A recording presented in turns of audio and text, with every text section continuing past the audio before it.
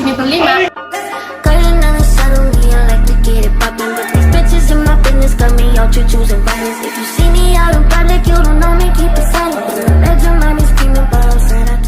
Ingin menceritakan sejarah peperangan yang pernah ada di Indonesia loh. Kalau kalian ingin tahu, dengerin sampai selesai ya.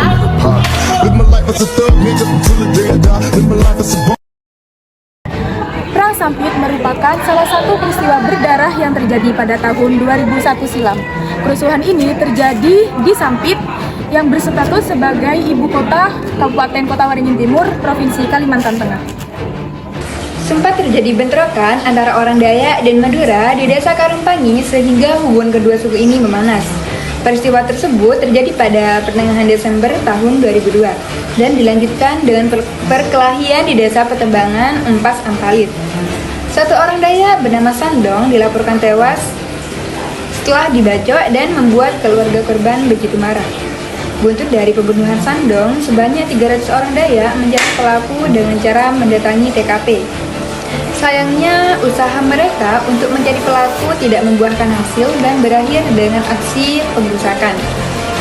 Orang Dayak merusak 2 mobil, 9 rumah, 2 tempat karaoke, dan 5 motor yang dimiliki orang Madura. Sebanyak 1.335 orang Madura akhirnya mengungsi buntut dari pengrusakan tersebut. Orang Dayak lalu menguasai Sampit pada tanggal 18 Februari tahun 2001. Sebanyak 38 orang Dayak yang awalnya ditahan di Mapolres Sampit lalu akhirnya dipindah ke tahanan Mapolda Kalimantan Tengah karena alasan jumlahnya yang banyak. Penahanan tersebut ternyata menyulut rasa tidak puas di kalangan orang Dayak dan mereka berunjuk rasa ke DPRD Kalimantan Timur dan Polda Jateng pada tanggal 21 Februari tahun 2002. Mereka menuntut polisi membebaskan 38 orang Dayak yang ditahan. Kerusuhan di Sampit akhirnya meluas ke Palangkaraya sejak tanggal 18 Februari tahun 2001. Palangkaraya mulai merasakan berbagai isu yang memengaruhi pendapat masyarakat secara umum, ketertiban masyarakat, dan situasi keamanan. Pedagang pasar akhirnya tidak berani berjualan di toko dan kegiatan belajar mengajar di sekolah pun dihentikan. Disebutkan juga bahwa kantor pemerintahan menjadi sepi karena PNS enggan berangkat ke kantor dan transportasi umum menjadi sedikit. Kronologi Sampit diawali dari pembakaran salah satu rumah yang dihuni orang Dayak dan pelaku yang diduga dalam hal ini adalah kelompok pendatang orang Madura. Bermula dari situ, orang Dayak merasa geram dan berencana melakukan aksi balasan. Satu orang Dayak dan orang Madura dilaporkan tewas ketika serangan dan kejadian serupa juga pecah ke Jalan Tidar. Adapun pada saat itu Jalan Tidar banyak dihuni orang Madura. Yang terjadi aksi pembakaran rumah di sana. 3 orang penghuni rumah dilaporkan tewas, ditambah 1 orang meninggal. Karena senjata tajam serangan di Jalan Tidar juga menyasar hewan ternak yang menyebabkan puluhan ekor hewan ternak mati. Penyebab konflik Sampit terjadi karena perbedaan nilai dan budaya antar suku Dayak dan Madura yang berstatus sebagai pendatang.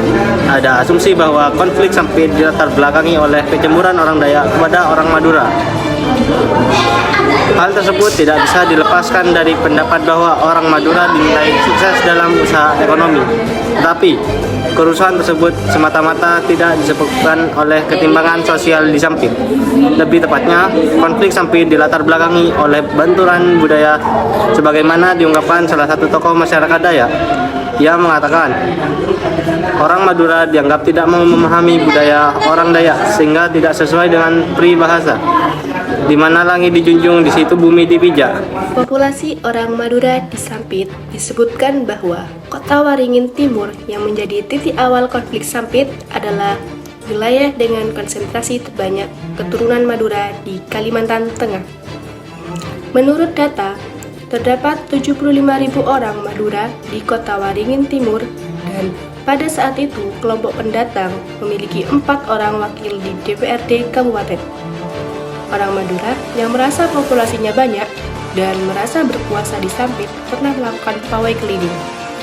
Mereka membawa celurit dan spanduk bertuliskan "Selamat datang di Samping 2" yang secara tersirat menandakan Sampit adalah bagian dari Pulau Madura. Orang Madura juga membunuh orang Dayak dan beberapa sumber menyebut peristiwa ini terjadi sebagai balasan dari aksi orang Dayak sebelumnya. Penyelesaian konflik Sampit setelah terjadinya rentetan peristiwa dan korban jiwa karena konflik tersebut, kemudian dicari jalan temu penyelesaian permasalahan tersebut. Konflik Sampit sendiri mulai mereda setelah pemerintah meningkatkan keamanan, mengevakuasi warga, dan menangkap sejumlah provokator. Akhir dari konflik tersebut adalah dibuatnya kesepakatan berupa perjanjian damai antara warga Dayak dan Madura. Dibangun juga sebuah tugu perdamaian di Sampit untuk menandai perjanjian damai keduanya.